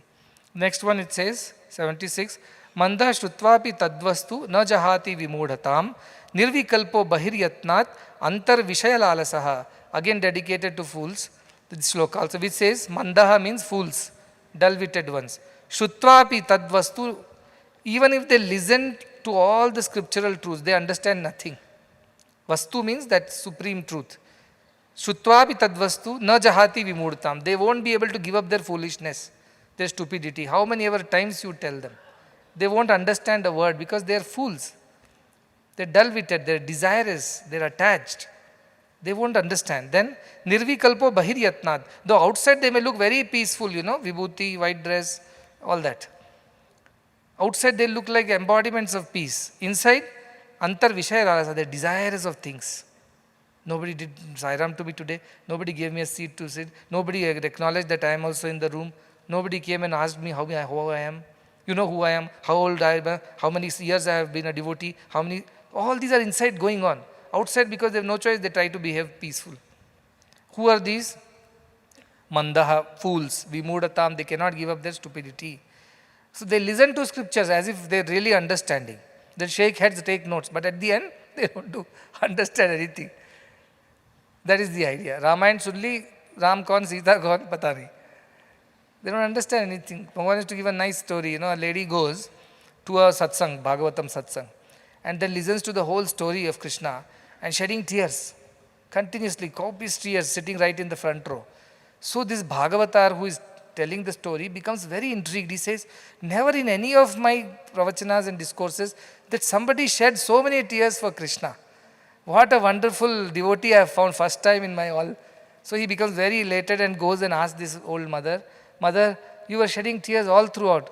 So much devotion in your heart that it moved you to tears. He said, no. The book that you're using, you're bound it with a thread, black thread. It reminded me of my late husband who used to tie it around his waist. A similar thread. Moltadu they call it. That is what I was watching. Oh, that black thread is just like my husband's thread, and I was crying, remembering my husband, not listening to your Bhagavatam. So people are like that. Those foolish people cannot give up their foolish ways. They listen to me. I can tell them 100 times, do this, this is right, this is how it should be done. They would not change. They'll go back and do the same thing. Kutte ki pooch, that story. You bury the tail of the dog, the curved, crooked tail, in the ground for 10 years, pull it out, it will be the same. So their foolishness because they are desirous. They will not give up desires. They look very sophisticated, very complicated, very, high-profiled spiritualists. Outside only. Inside they are so desirous, so very craving for all these petty things that they can never get out of it. That's why there are various ways, I call Uttamadhikari, the best devotees or best disciples, those, you don't have to tell them. Before you open your mouth, they understand. They are ready, like dry wood catches fire. Next, Madhyamadhikari, who are average students, like in any class also, You explain to them, they'll put some effort, they'll understand. Then, Adhamadhikari, whatever you tell them, don't understand. Repeat and re-repeat, doesn't matter. Nothing will go inside. They're like the upside down pots. Nothing goes inside. Then I have added, these are three Shankaracharya says, I have one more category of disciples, which Shankaracharya did not have. I call Adhamadhamadhikari. Then the fourth category, Varsar. Whatever you tell, they understand it ulta. First is, does not need explanation, understands it. Second, needs some expert, understands. Third one, whatever you do, doesn't understand. Fourth, whatever you tell, understands is the other way. Adhamadhamadhikaris are also there. They'll totally understand it the other way. So people are like that. What can you do about them? All kinds of people exist. So the guru is very happy, he gets the best student. Any teacher is very happy, gets a sincere best student. One word, he understands. Because he's ready. He's Desirous of wisdom, not desirous of the world. So that is the idea, that outside we may appear to be spiritual and desireless, but inside we are. So Bhagavad Gita has a beautiful shloka which says that Vishaya vinirvatante niraharasya dehinaha rasopi rasavarjam cha param drishtva nivartate. When your desires do go away, it's mentioned in the next place somewhere. But what it says, fools, what they do, they try to withdraw themselves from the external stimuluses by starving themselves. Like you are craving for a food. What is the way to get over that craving? Stop eating. That is their methods. But that is only temporary. The desire for eating is still there in you. Maybe today you will temporarily, stop yourself from eating, but have you gotten over the desire for it? No. So when does the desire get over? Rasopi rasavarjasya param drishtva nivartate. When you realize the self only, all the desires are uprooted. From the root they go away. But till you realize the self, desires remain. Now you will say, what comes first? Desirelessness comes first or realization comes first? Whichever way you start, you will reach the same place. Like you draw this curtain, both the curtains move together. Desirelessness, realization of the self. The more desireless you are, the closer to self you become. The closer to self you are, the more desirous you become. It's like self-perpetuating, self-fulfilling. It will help. Put efforts to be desireless, your purity increases. Your realization of the self becomes stronger. And when your realization of self becomes stronger, you are able to become more desireless. So this is the process. This is the process. So do that is what this shloka is telling. Acting from the outside is very easy. That's why I am not at all for changing your garments and looks and things like that. Not necessary at all. Not necessary. That doesn't lead you. In fact, that will lead you to some kind of ego that I have done all these things.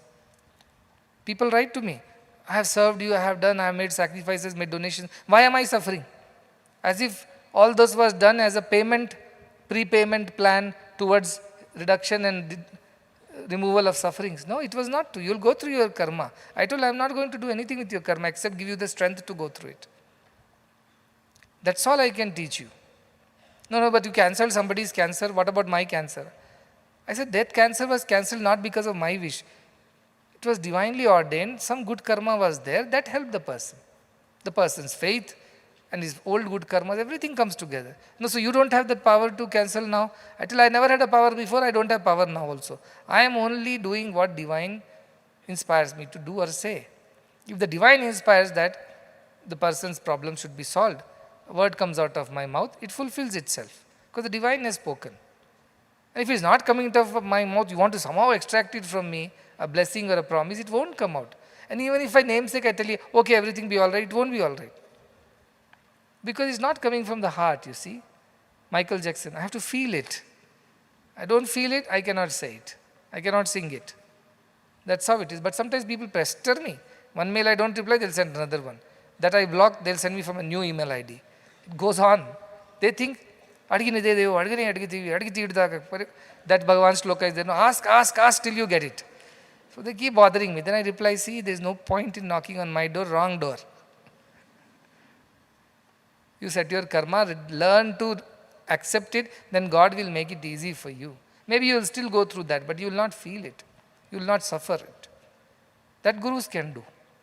And yes, once in a while miracles can happen, but you know what? All the devotees have got spoiled in a way, because here miracles were so commonplace, especially the whole thing around Puttaparthi is about miracles. He's a miracle man, he'll solve your problems, he did that, not did that, doesn't matter, but that stories go around. And now everybody goes with the same expectation and desire. So there is no, all the arthis come to gods and gurus to solve their problem. I understand that is important, but what I am looking for is real jnanis. Okay, some problem is there, we will solve. Not there, we will tell you how to deal with it. But beyond that, seek the higher things. Right? Problems were always there. Sri Rama had problem, Krishna had problem, Jesus had problem, Buddha had problem. Everybody, all great ones had problem. They didn't go and ask, solve my problem, then I will start on the spiritual path. They started on the spiritual path and slowly realized that their problems are no more a problem. They have grown out of it. They have become more capable of handling them. So those problems don't feel like problems anymore. That is how you evolve spiritually. The next shloka is 77 on page number 80. It says, Jnana galita karmayo loka drishtyapi karmakrit na Apnoti avasaram kartum vaktumeva cha kinchana. Very nice shloka. It says, Jnanat galita karmayo. Those whose karmas have melted away. Just now I told. We have our karmas that we have done in the past, we are doing now, and whatever we are doing now will also yield results in the future. Three types of karma. Sanchita karma, prarabdha and agami they say. Sanchita, which are there, we have done already, yet to bear fruits. Prarabdha, what we have done in the past, now we are experiencing the results. And agami, what we are going to do in the future. Three karmas are there. These people's karmas are all gone. They are not affected by this. So due to the knowledge of the self, jnanat, because of the knowledge of the self, as if all their karmas have melted away, still they act in the world. This is the beauty. In the eyes of the world, it appears they are so busy, they are doing karmas, they are all the time engaged in action. But their karmas have all melted away. Even agami karma does not exist for them. They seem to be doing, it's like puppet dancing. This puppet seems to be dancing, but puppet is not dancing. Somebody is making the puppet dance. So puppet is not having any karma. It's the one who is making the puppet dance. The puppeteer is doing the things. So they are like that. Their karmas are not there. They are just behaving according to whatever has been destined. So they loka drishtya, but people of the world look at them and say, oh, he is so busy, he tells everybody to reduce work, do this, do that. He himself is so busy. That is because they are not doing it, so they can afford to be. Then, na apnoti avasaram. For them, such an opportunity never arises. What opportunity? Kartum vaktum evana kinchana. They have to speak about that we are doing, or they have to tell that I have done it. Such thing doesn't occur to these people. They are very busy, but they will never tell I did it. They will never say, they will never talk about it. Because they never believe, deep inside they know it is the divine which is doing everything.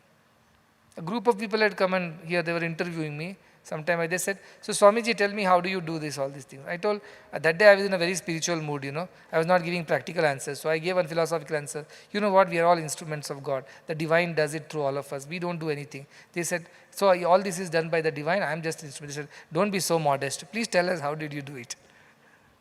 Loka drishtya. In the eyes of the world, you were the doer. All recordings say you spoke all these words 5 years ago. I am saying I didn't speak, I don't believe it. Yes, the body spoke. I didn't speak. That means my mind or my jivatma was not involved. Some Paramatma was working through us. That understanding is so clear in the minds of these jnanis. Therefore, they will never take blame or praise for anything. We want praise, we don't want blame. But it doesn't work like that. It comes like the two sides of the coin. One day praise, one other day blame. Yeah, praise excites us. But blame will also come along with it. You can't run away from that. But we want only praise, we don't want blame. That is not possible. How do jnanis live? I don't want praise, I don't want blame. Both I don't want. Why should I take both? It's done by somebody. That understanding. See, hospitals are there, surgeons are there. Every time they do a surgery. And if they think it's because of them, if it succeeds, they'll be elated. If it doesn't, they go into depressions. That's why most of these doctors, surgeons, are not here, but outside they're drunkards. Many doctors or surgeons that I know of, they will not enter the theater before drinking. It's not allowed. It's against the law. But they have got used to it just to overcome that anxiety, that what if it fails? They go through all these kind of nonsense. But if you are not the doer, you are simply an instrument, these ideas don't occur to you. Oh, I did all wrong, everything went bad. Oh, I did all right, everything went so well. Doesn't occur to them. It just, as it comes, like a puppet, they are dancing to the tunes of the divine. So they never have this opportunity also. Na apnoti avasaram. They don't even get an opportunity to say, yes, I did it, praise me. Yes, I did it, blame me. They won't say. Many people say leaders are those who, when something goes wrong, go right, some things go right, they praise the team. When some things go wrong, they take the blame. At worldly level, they do all these things. But deep inside, neither they take the praise nor the blame. That is how they work. But for the sake of showing a good example to those who are still on the other side of the line, they do the right behavior. That is very important. Yajyada charati shreshtaha tattateve torojanaha sayat pramanam kurute lokastadanuvarpatate, says Bhagavad Gita. As the noble ones conduct themselves, the ordinary ones follow them. For their sake, they act in the world. Otherwise, deep inside, they are untouched by all these things. Nor they will ever say it with their own mouth that I did it. Either it is good or bad. Both ways, they don't accept. That is the idea of this jnani. Imagine we who are karmajivis, who have to work every day in this world, and good and bad results are bound to come from those works. Every day either we are sad or happy, angry or frustrated or elated and excited. How long? How long are we going to swing like pendulums helplessly? How long? Someday we have to stop this nonsense, right? Someday we have to break this cycle. This is when you break the cycle. When you truly, truly become a jnani, all your karmas, doerships are disappeared, dissolved. And whatever you do is no more attributed to you. That karma does not attribute to you because it's done by the divine. Next sloka 78, page number 81. Kva tamah kva prakasho va hanam kva chakra kinchana nirvikarasya dhirasya niratankasya sarvada. The one who is nirvikara, who has no disturbances within. Why he has no desires? Dhira, he is a discriminating one. He can clearly see what is ego and what is not. Niratanka, he is fearless, anxiety free. Why? Because he is not doing a doer. Why should I worry? If something falls on your foot, you will cry with pain. If something falls on your neighbor's foot, you don't feel the pain, right? Likewise, they don't feel any fear and anxiety in whatever they are doing because they are not the doers. So what happens for such a people? Kvat tamaha, where is that darkness of ignorance? Kva prakashaha, where is the effulgence of knowledge? Va hanam kva, where is the loss to them? Chana kinchana, or anything else for them. Nothing exists. Means no loss, no gain. Oh, all this mission is running very well, so many people are getting benefited. Very good. God's will, all are benefiting. God's grace, God's love. Then what are you doing here? I'm just instrumenting God's will. Something went wrong, something went wrong. These students didn't behave that way. God's will. What are you doing here? I'm just instrumenting. So what is your next step? Whatever is God's decides. Discipline them, correct them, show them the way. Beyond that, we don't get involved. That is what he's saying. But while you are involved, while you are executing that God's will, obviously you will also go through it. I said, no, hot water passes through the pipe will make the pipe hot. Cold water passing through the pipe will make the pipe cold. But how long? Only till the water passes. Once the water has passed through the pipe becomes normal. Likewise, this jnani's mind also will apparently, they say loka drishtya, in the eyes of the worldly people, they also seem to be people who are like them. But these fools cannot understand their ways. And they immediately go back to their original self. They have no hatred for anybody, they have no enmity. They have love only at the end, they have compassion only. So that is how it works for them. Recently some children were misbehaving. So I got very upset because they were on a senior class. In junior class I don't care. They are learning, they still have a long rope. But old classes don't behave, I get very upset, saying that you are already mature, you are 18, 19 years old, you don't know how to behave 7, 8 years. So I got very upset. I told suspend all of them. All were suspended. But only for a few days. I wrote back to all of them, saying, okay, now if you have learnt your lessons and if you want to join, please come and join, because they had to write their exams, board exams and all that. I didn't want to disturb them beyond. They came, wrote the board exams as was he said, but none of them, means all of them, only 2-3 of them turned up and saying, okay, we will join back. The rest did not join. Why they did not join? Their egos were hurt, or they are angry with me, or they were upset. But am I upset? Some of them have joined anywhere, they write to me, I bless them, saying, good, wherever you are, please do well. Whatever you have learned from here, practice it. That's good enough for me. So no expectations. At the end of it, no. But during those times, was I upset? Of course I was upset. Hot water was passing through the pipe. Real hot. But after that, normal. That is how jnanis can live. They will go through the motions of the world because that is how, because they have decided to be an instrument, they are part of the process. But at the end, they are free. In the final analysis, there is no karma attributed to them. Apparently, in the eyes of the world, they are acting, so they should also suffer the consequences. No, they are not acting from the point of view that I am the doer. They are really only acting actually. That is how it should be. So for them, this effulgence, this darkness, this bondage and freedom and loss and gains do not exist. So I lost those 10 students? No. Did I gain a new set of students? No. They're doing what they're doing. Their destiny is taking them wherever it needs to take. As long as it was with me, it was with me, that's how. So this is how jnanis will think.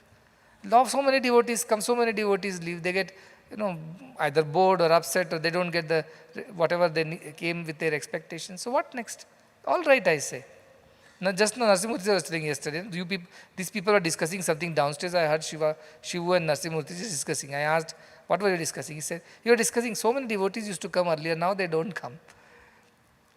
Then they themselves concluded, their destiny. It happens like that. I said, correct. Their karmas are there, they bring them here. if they understand all the essence of what we are doing, they will not have any problem. But sometimes their minds and our minds don't match. From the worldly point of view, they feel we are at fault or we do things not the right way. It is their problem. What can we do about it? Leave it. That's what I told. So these people still do what is right because this is what they have learnt. We'll take two more shlokas. 79, 84th page, which says, Kva dhairyam, kva vivekitvam, kva niratankatapi va, anirvachya svabhavasya, nisvabhavasya yoginaha. He says, Kva dhairyam, what is the need for them to be courageous? Oh, be courageous, problems are coming, challenges are coming, have courage. No, they're not bothered. They're already courageous. Kva dhairyam, kva vivekatvam, have discrimination, think properly, discriminate. They're spontaneous. For them, discrimination is natural. For them, courage is natural. Then, kva niratankata, where is the need for them to try? Don't get anxious, don't worry, don't fear. You don't have to tell them because they don't understand these words anymore. They've gone beyond it. People ask, how do you get courage to do all these things? Don't get scared. Don't worry. I told, when you speak like this, only I get scared. Otherwise, I was good on my own. You come and scare me. How? I told, I don't know how. God knows. When my medical college was starting, the most scared was the man beside me. He came, schools are okay, university is also okay, hospital also is okay. What is this new madness of medical college? And I think people came and gave him unsolicited advice. What is this Swamiji trying to do? I was still younger, right? Now I'm 5 years older. So I look a little more serious. Actually, during COVID, I changed my attire because nobody was taking me seriously. They thought, who is this boy? What is he trying to do? Is he really a Swamiji like that? No signs of Swamiji because they only judge you from outside. So I used to wear kurta pajama and roam around. Everybody said, this looks very ordinary. Very ordinary. They don't take me seriously. So then one day I changed to dhoti, angavastram. Then one minister came. He saw me after many days. He said, this is correct. You look like a Swamiji now, he said. I told, thank you. Now I'll continue. So these were like those COVID times. Even though I was wearing angavastram, still people were very scared. So he came and told me one day, very, very scared and very anxious. He told me, how are we going to do this medical college? How are we going to finish? These are very big projects. You know what I told him? To his misery. Even I don't know, I told him. So he got even scared. What? You also don't know. I thought at least somebody knows what's happening here. This is pure madness. I said, I don't know, but somebody knows. I know it will happen. I don't know how it will happen. That's all I told. I know it will happen. Right now, I don't know how it will happen. And someday or the other, we'll reach there. But what and what is the way? How do we go? Every day, God will inspire us to do the next step. And we will go. And we have taken so many steps since 5 years. So, now also if you ask me, what is next 5 years? Like these people are asking, what is your plan for the next 10 years, 15 years? I told, I am not sitting and making plans like this. Yadayat kartum ayati. Whatever comes by divine will, we will do that. Nothing else. We are inspired. We are spurata. We are inspired from inside and we do things. We are not planning, we don't advise. Of course, how to do it, we sit down, we plan. A surgery has to be planned, a construction has to be planned, all that. But what has to be done, it comes to us. That's why this mission is divine. See, other people are perplexed. Even the big wigs, corporate honchos, everybody who had come, CSR corporate, they run billions of dollars worth corporates. From HCL to Tata, TCS, they all were here. They say, how? I tell them, it's divine. Because there is a divine will over here. But divine will does not flow just like that. Unless there is a proper instrumentation. That is how it works. Because divine is with everybody, all are divine. Then why everybody is not able to do things? Because they are not pure, they are not selfless, they are not perfect instrument. That's why it is not happening. So divine is looking for instruments to do his work. Imagine if everybody turns into a good instrument of the divine. Whole world will change in no time. That is the beauty of these Ashtavakras. Why you should do this? One day you become useful to God. And God can do his work through you. And so many people will learn, get inspired, and they will also become divine. Like lighting one lamp with another lamp. And the whole world will be bright. That is the idea. You cannot, as I said, here it says that, so such a person who is realized, where is the need for him to be courageous? People come and no, be courageous, things will happen. I know it will happen. How it will happen only I don't know, but I don't need to know also. God has a plan, that is all I need to know. That's all is my way. Viveka, not required. No, have you thought about it? Is this going to be feasible? Financially, this, that. I told, I'm not thinking so much. If this meant to happen now here, I'll go ahead and we'll do that. And if it doesn't work out, anyway, I won't take the blame because it was not my idea. But no, you only came and told, you only decided. You think like that, loka drishtya. You are seeing it from the worldly point of view, but I know inside my truth. It is not me, so I am not going to take blame. And that's for niratanka, I have no fear, no anxiety, that way if you see. Then, anirvachya svabhavasya. Their nature is that undescribable Brahman. Anirvacha, yato vacho nivartante. Where the words don't reach. Their nature cannot be described in words. You can't put it in words. Their swabhava. Nihi swabhavasya yogina. Swabhava has been used in two ways here. The first word swabhava is about swabhava, the self, the nature of the self. Second time swabhava is their tendencies, the natural way of doing things. So, the first swabhava is about those who have realized the self. How can you describe their ways? How can you explain them? Nothing. And then niswabhavasya, who are not bound by the lower swabhava of doership and enjoyership, they are yoginaha, they are yogis. Their minds are merged in God's mind. That is the yoga. Yoga is the yuja, means to join, to yoke, to connect. Their mind is connected to the divine, so all the information comes from there. Simply passes through them. That is the way they live. That is why they are fearless, niratanka. They don't need to be courageous. They know God is doing. And then viveka is not required. They don't have to think for themselves because somebody is thinking for them. That is the idea. So they are free. They are free. Imagine one thing you have to think. Just now somebody came. They have to buy a car, it seems. So much of discussion to buy one car. Which color, which model, new car, second-hand car, loan, not taking a loan. So much discussion. Why? Because mind is at work. Individuality is at work. If God was at work, no discussions at all. So that is how it happens. Bunde munde matir bhinna. Minds are different, so they think differently. We cannot change people's minds suddenly. But if everybody connects to the divine, all will get the same answers. That's why I tell our palakas and all these youngsters, see, when you want to take a decision, sit down and pray. And pray sincerely that God inspire all of us to think right. Think as you would think. And believe you me, at the end of the discussion, there will be only one answer. Majority also is not necessary. Everybody will have the same answer if everybody is connected to God. Majority does not mean right. The Duryodhanas were much larger team than Pandavas. If you go by majority, then Kauravas were right. Not true. It's not about majority. Then in trusts and all, there is a quora that you should have, a quorum, which means a group of people, minimum set of people should agree to a thing to pass a resolution. If you are 10 trustees, at least 7 should agree or something like that. Or 5 should agree, some rules based on trust. But to me, all 10 should agree. How all 10 will agree? Because all are thinking in the same way, because divine is thinking through them. So if there are clashes in any decision making in a group, it means all are not connected to the divine. Maybe 1 or 2 are connected. Others are not connected. So 3 will tell one answer, or 2 will tell one, others will tell another answers. But if you're really connected to the divine, all will give the same answer. So I tell the palakas, and many times when they make mistakes, these youngsters, it's only when doership got better of them. When they thought I am a decision maker, I am also a good person, I am making the right decision, and in their limited understanding and limited future that they can see, they think that decision is logically right. But sometimes it turns out to be wrong. Because God sees far ahead of us, right? Sometimes things change, rules change, policies change. So I always tell them, please sit down, pray. And after you pray sincerely, really honestly, let my ego not come in the way of God's will. Let me be a pure, unsullied, divine instrument in the hands of God. Let everything, my thought, word and actions be inspired. You think like that, pray and go, how can you not get the same answer? You will, but it doesn't happen. That's why our trust runs very fast, our decisions are super fast, because we all think alike. In other trusts, one says, let us start school. The other says, why school, why not college? The third says, why for boys, why not for girls? The fifth says, girls, boys together. Seventh says, no, girls, boys cannot be together. Goes on and on, no decisions are made.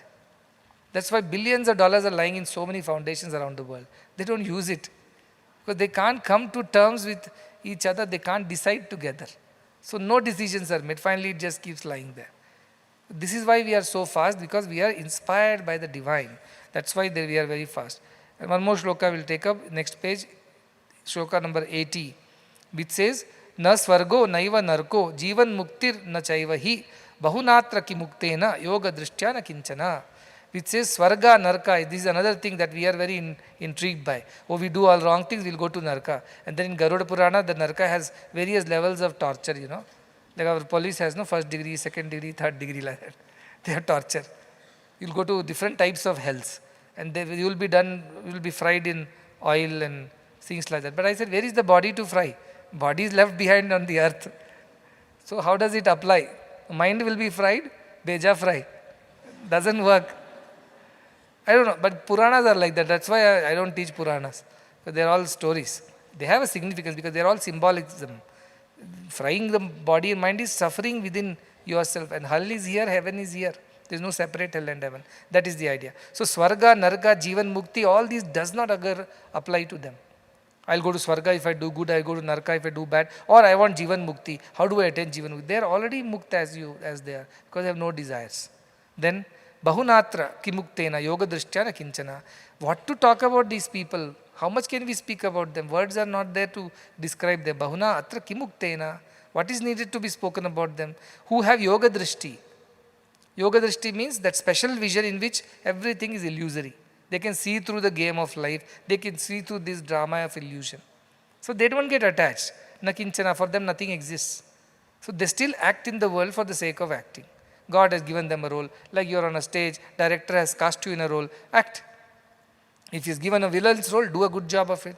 If you do a hero's role, do a good job of it. They don't get attached to the roles. A director has given a role, we are doing our role. Once the role is done, we'll throw the costume, go home. That's how they are. The emotions of the stage do not really touch them inside. Only outside they're shedding tears and all that. Inside they are not moved. In the scene, there might be wife dying and the husband has to cry. That is the scene. Well, most husbands don't cry. But then if they have to cry, then what happens? He'll cry. But is he real husband or she the real wife? Is she really dying first of all? No. Then how could you, such a good acting, get all kinds of awards? Nandi Film Award, Filmfare Award, Oscars. For good acting only, right? And you all appreciate, wonderful. You made mood us all to tears while you were acting. Were you really affected? Did you come? He said, what affected? What come out of it? I was not even moved by it. I was just acting. We become moved as audience. They are not. Loka drishtya, worldly vision. We move. Oh, yo, how much suffering is there for the hero and the heroine? But they are suffering? No. That is the idea that drishti itself is different. See, two drishtis are loka drishtya, yoga drishtya. In the previous loka, loka drishtya. The worldly vision, they get stuck with all this and believe everything is true. And yoga drishtya sees everything as illusion, nothing is true, so doesn't get affected, doesn't get attached. Look at the profundity of these slokas. No? Drishti marate, srishti maratundi, Swami used to say. If you change your vision, the world changes for you. Same world, but two people look at it differently. A yogi sees everything sarvam brahmamayam. Maya mayam idam. Everything is illusory. Or by brahmamayam, whichever way. A bhogi, oh, this is good, that is bad. This is nice, that is not nice. These are ours, those are others. Goes on differentiating. So this is the idea. If you develop yoga drishti, who it is going to benefit? Me? The world? No, first you. You will get out of these fluctuations every day swinging. One day good day, one day bad day. How long? How long will we go on like this is the question. How long will we keep seeing the snake in the rope and getting scared? And finding ways to get rid of the snake. Find a snake charmer, find a snake catcher. Why you need to find there is no snake in the first place? Why are you struggling? Why is the fear? Why you need to have courage to deal with the snake? None of this is necessary because it's after all a rope. That is yoga drishti, which sees the rope where loka drishti sees the snake. And once that change happens in us, and it's like a switch, once it is switched on, suddenly the whole vision of everything changes. Your attitude, your understanding, your way of life, everything changes. And once you get that right, you don't have to struggle. Next time, even if you shake a bit, even if you like kind of deviate a bit, quickly you will come back to that original thing. Quickly. Without any delay. Very quickly you will come back. That is the idea. So yogis also will go through emotions. When Ramakrishna Paramhansa would cry if Vivekananda didn't turn up the next day. He will send everybody, all emissaries, please find out where is that boy, why he has not come. And once he didn't come for several days, He became very angry, upset, he stopped eating. Then we would think he's really a yogi. He's crying for a young boy, how attached he is after all. All this yoga and all is drama. Crying in front of Mother Kali and all. For one boy, a young boy, he is so attached and crying. No, but there is a greater relationship between. He is training them to become a guru. He has a role to play. So that is the idea. His cries are not real cries. Like he had another boy, Ramakrishna Paramsa, who was there with him from the day one. Little boy, who was his personal servant. One day, out of some desire, because he had grown up, he wanted to marry, make money, he left. When he left, Ramakrishna became very distraught. He didn't sleep and eat for many days. And after certain number of days, he slowly overcame that emotion. But finally this boy returned, he appeared at the doorstep. And then his other people around him told, Ramakrishna, Thakur Maharaj, this boy has come back. They thought he'll get very excited, oh finally my boy has returned. He said, tell him to go back. He's done with that episode, that chapter is over. So detached. Same person who did not sleep, eat, cry over that loss, today when the boy returns, he's not even wanting to go over and see. So you don't know their ways. That's why Meera says, no, nobody understands me. Only another person like me understands me. Jauhari ki gati, Jauhari jane, ghayal ki gati, ghayal jane, jo koi ghayal hoye. The one who is really hurt or one who is wounded only will know the pain of another person who is wounded. Likewise, only a diamond tear knows another diamond tear. Or like they say, a thief knows another thief. Like that, only godly people understand other godly people. The worldly people have loka drishti, they will never be able to appreciate. They try to fit them into their molds. If he's a Swamiji, if he's a Jnani, if he's a Brahma Jnani, this is how his behavior should be. I said, no, in the morning, beard, ochre robe, Rudraksha mala, long hair, then you are a Brahma Jnani. That is, even AI you search. Now they do know this ChatGPT creates all kinds of images. Our children are using all those. Put a ChatGPT, put out a picture of a Brahma Jnani. Let us see what comes out of it. Can you try that? I guarantee you something like that will come out. Definitely a butcher with a knife is not going to come out of Brahma Jnani. All I'm saying is that the mold, the societal molds and expectations are like that around spirituality, but that is not always true. That is one way, but that's not the only way. You can be spiritual as you are here and now. You don't have to change anything on the outside. Please wear good clothes, eat good food, but all in limitations, not with desire, but for the sake of maintaining the body. That is given to everybody. Once in a while, little indulgence is also okay, but only rare, once in a while. Not out of desire. One day you had it, you want to have it next day. Next day you had it, third day also you want it. Not like that. So little indulgence here is okay. You can have a Starbucks coffee and a little blueberry muffin once in a while. Every day you keep eating and you survive only on that. That's not right. You should be able to let go of it. Next day is not available. Oh, I want it now, otherwise I will not work. But I've seen people addicted to such things, coffees, and they cannot. So that is not these people's ways. There is a... Why I tell you is that, see, not to say anything, but from the point of view that we will say, oh, are there people like this, like Krishna? Arjuna asked Krishna, Sita prajnasya ka bhasha samadhistasta keshava, Sita prajna kim prabhasheta kim asita vrajetakam. How are these Sita prajna? How do they behave, talk, walk, sit? See, Arjuna has not realized that Krishna himself is Sita prajna, because Arjuna has loka drishti. Krishna has yoga drishti. He thinks of Krishna also as a friend, a comrade, his own cousin, and cannot think of Krishna as the God supreme. Because he's seen Krishna getting angry, fighting with him, getting upset, getting desirous. He has only seen that Krishna on the outside. He could never have the yoga drishti to see Krishna. That's why Krishna says, Dadami divya chakshum. I give you special eyes, special vision, now see who I am. And then when Arjuna gets the yoga drishti, he sees Krishna's Vishwarupa. Then he realizes who Krishna is. So it's not given to everybody immediately. The idea is that how do you know how a jnani should behave and how can I be like that? Be that Arjuna who has the yoga drishti.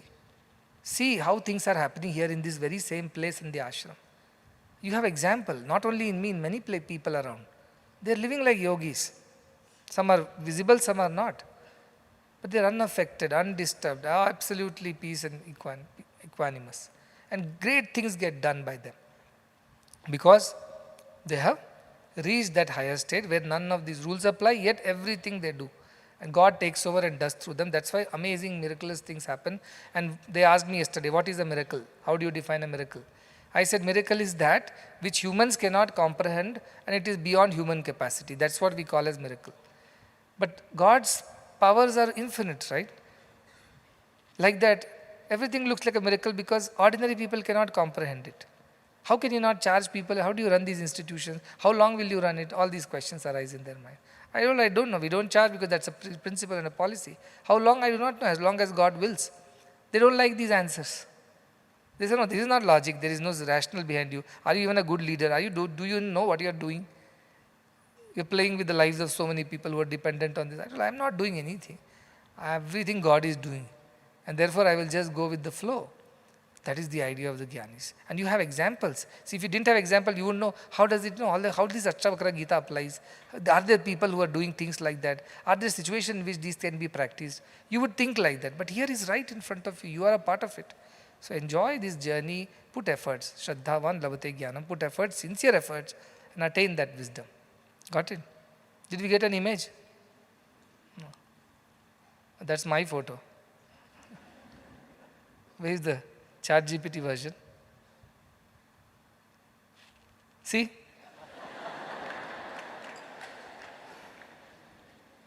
That is what I said. Brahmagyani means ChatGPT also thinks this is how it is. But that is how it is. Now how it is. That doesn't come from ChatGPT. So we will stop here today and we will see tomorrow. I still have a lot of pages to cover, but as I said, no, I go with the flow. So whatever comes at that moment, we'll go there that far and then we will see what happens.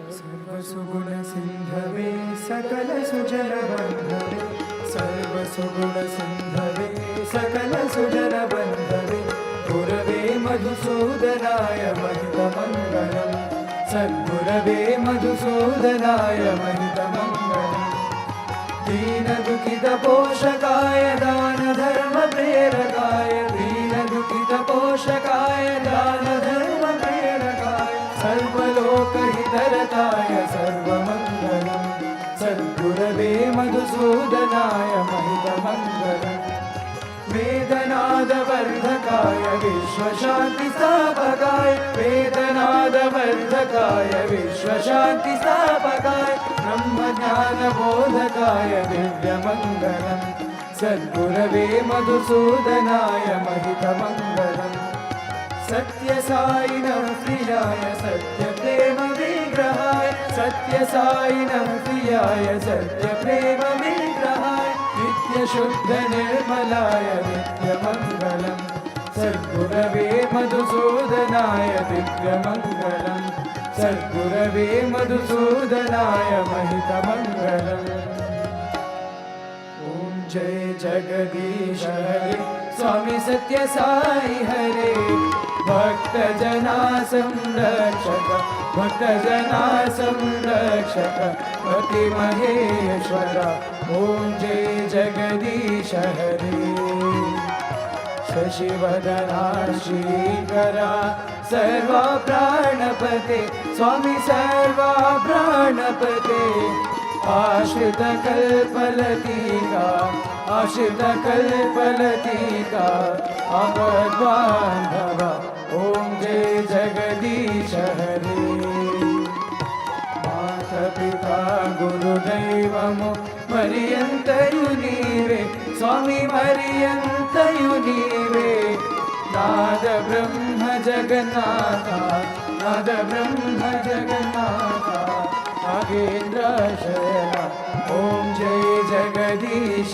हरे ओंकार रूप ओजस्वी साई महादेव सद्गुरु साई महादेव मंगल हारति अंदुको मंगल हारति अंदुको मंदर गिरिधारी ॐ जय जगदीश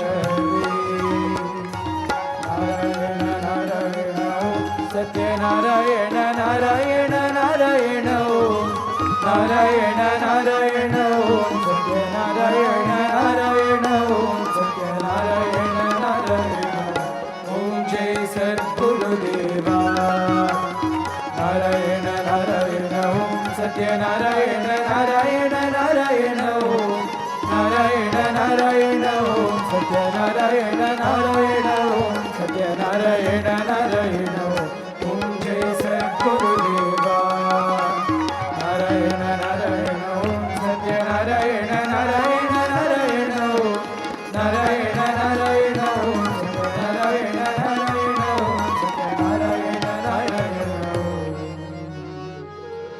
ओम जय सद्गुरुदेवा ओम शांति शांति शांति समस्त लोका सुखिनो भवन्तु समस्त लोका सुखिनो भवन्तु समस्त लोका सुखिनो भवन्तु